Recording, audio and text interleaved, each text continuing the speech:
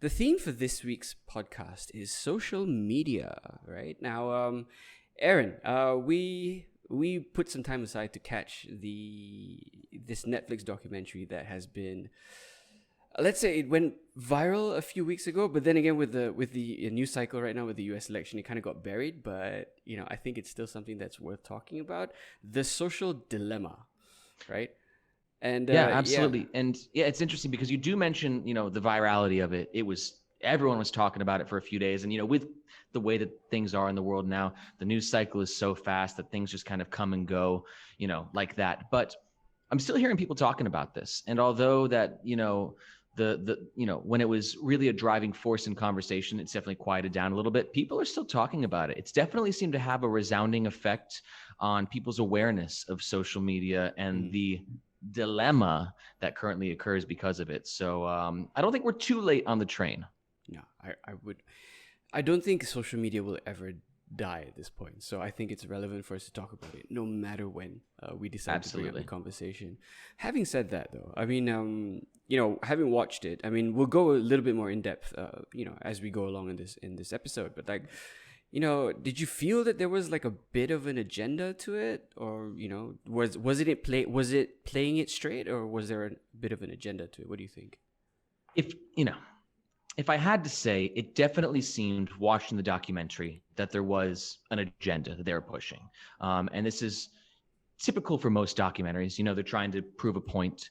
But especially, more so with this documentary than I feel like with others, because of the sort of dramatic flair that they added on top with the fictional sort of actors and the side stories, and how doomsday and dystopian everything sort of ended up being in these like fictional like storylines. So definitely seemed agenda driven. Not that I argue with the agenda. I actually think they made points that people need to be talking about and that people need to be aware of. But I did feel like it was a little one side of the coin, and they tried to talk about the other a little bit, but definitely a bit of an agenda. What do you think? No, I mean, it set out to paint social media in a very terrifying light, and I think it succeeded in doing that. To a large degree. We'll go into the details later on. But I do feel that they could have talked about the positive influence that social media has had on our lives a little bit more. It just felt incredibly lopsided. And this isn't one of those, there are fine on both people's sides of argument, right? But it's something along the lines of, there could have been more to sort of talk about.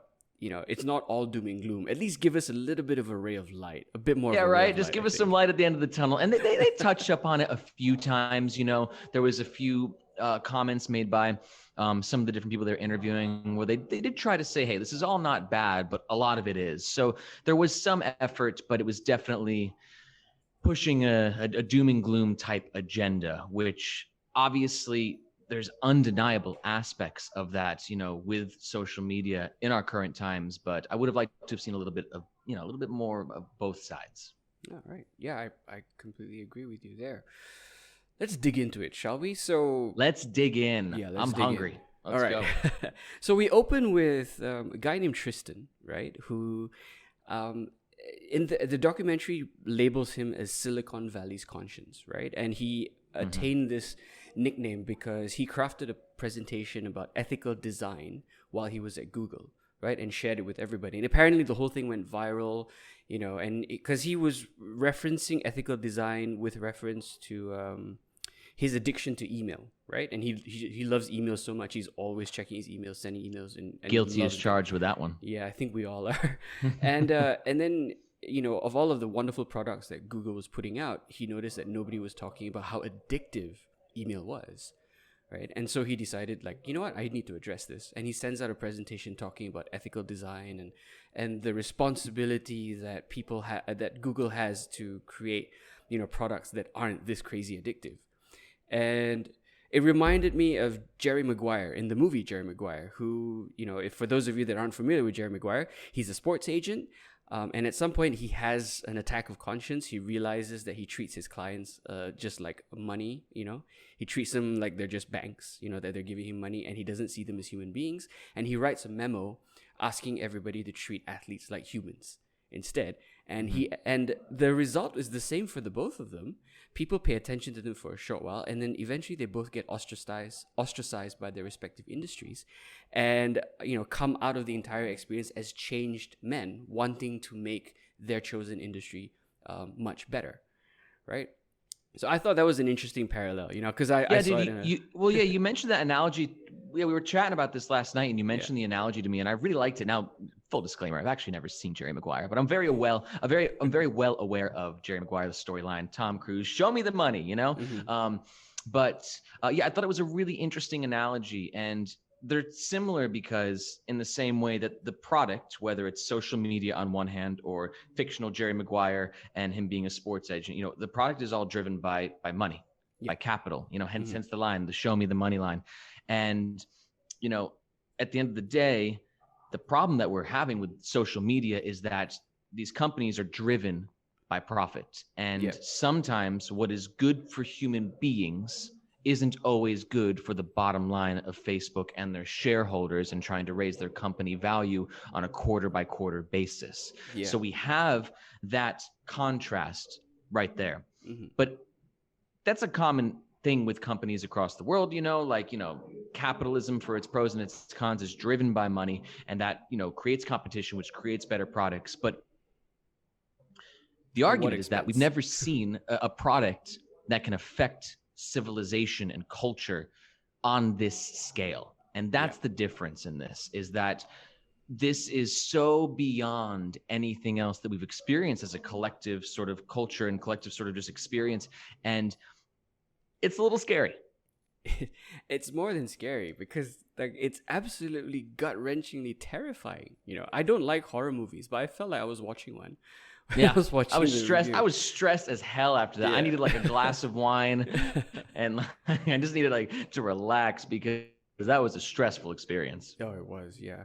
There's one thing, because when they were breaking it down, right, and we know social media is addictive, right? We know this because billions of people are on it every single day.